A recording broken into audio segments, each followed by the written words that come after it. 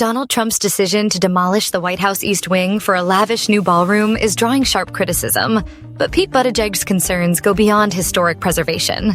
As millions of Americans face rising healthcare costs, Buttigieg points out that Trump's focus seems to be on building a gilded venue for elite dinners, rather than addressing the real struggles people are facing. While others are upset about the erasure of history and the loss of iconic gardens, Buttigieg is frustrated that, during a government shutdown, Trump is prioritizing luxury renovations over helping working Americans. He argues that most people dealing with healthcare premium hikes will never see the inside of that ballroom, highlighting a disconnect between Trump's priorities and the needs of everyday citizens.